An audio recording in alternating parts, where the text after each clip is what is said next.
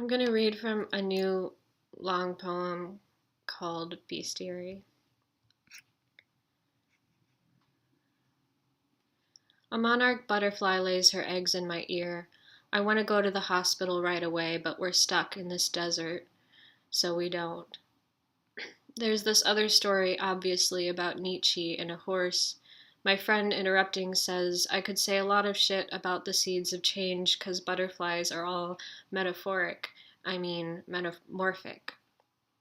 And I'm like, sir, hills and a dog. And I mean, I've never seen a wolf, but maybe I saw a coyote once. And I'm like, this desert is stunning, but it makes me want to die a little bit. But anyway, the thing about Nietzsche is they say he didn't really see the horse. And another thing, well, one thing they say about humans is the average human swallows 8 spiders in its sleep. Spiders just walking into the hole of your mouth. But the average swallow will only swallow spiders that are in the air. I was coming down, obviously, from somewhere else completely when I said, dudes, imagine that you have these organs underneath your stomach that are full of spiders, but maybe not entirely different.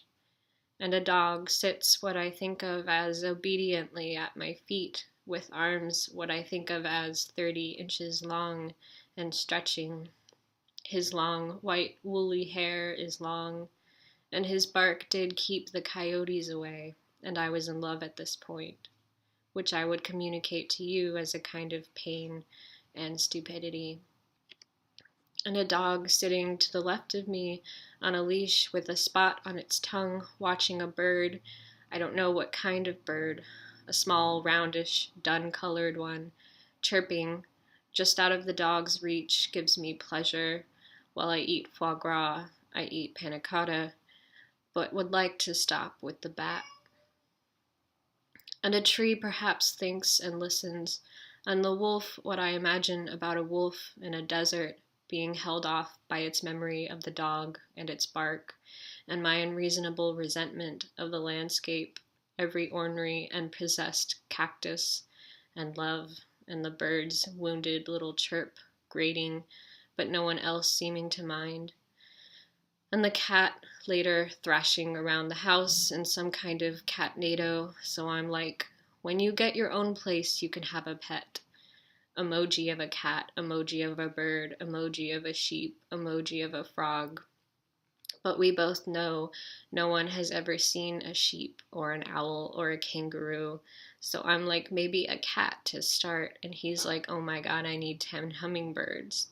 But we know one video of a hummingbird is enough. And somewhere, some human loving a chicken, as we have a thing of, and a dolphin fucking the severed head of a fish, which we have a thing of, or saving a pregnant woman from drowning, as we know. Damn it, woman. I'm like, the goat. I'm the goat. Well, she says, what am I saying to you, goat? I don't know, I say. What are you saying to me, wolf? And that is when I kind of know I'm the asshole on the internet. And why I'm trying to be a goat when at least a dozen cicadas buried in the backyard when they erupt start playing this maddening string chorus that one day, maybe several years later, you will notice has stopped. But even this seems vulgar. The dirt seems better, blind and deaf and dumb, since I can neither sing or hear or nurture or be part of anything else, or endure alone without a companion. But a cicada buried cozily in its private hole changes.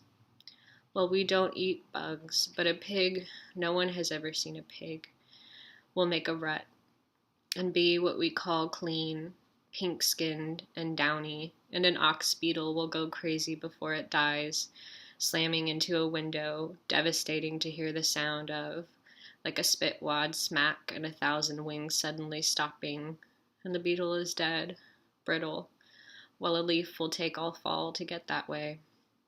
And someone will say, I don't believe they have a soul, and the audacity of it will sort of stir the air a bit until someone accidentally clinks a glass with a fork or passes gas, pulling you out of it. I mean, do you think they have a sense of mortality? Well, I mean, do you? Because I certainly never intend on being anything other than what I think of as alive. And that's just being honest. And he says, this beautiful, simple, humble boy, they aren't born bad. He means pitfalls and convicts. And I'm like, no, I just want him to believe in something. So I'm like, no, no, they aren't born bad. Not one of them. Nobody, not anybody is born bad. We do this little dance, and the bees shake down from the trees, and a plate of ice breaks, and before you know it, you've never seen a cow. I mean, looked into the eye of a cow, which is only what you might think of as curious. My mom says, my boyfriend's always said I had bad eyes. I had eyes like a cow. And what a strange compliment it was, ready as you were for the slaughter, daughter.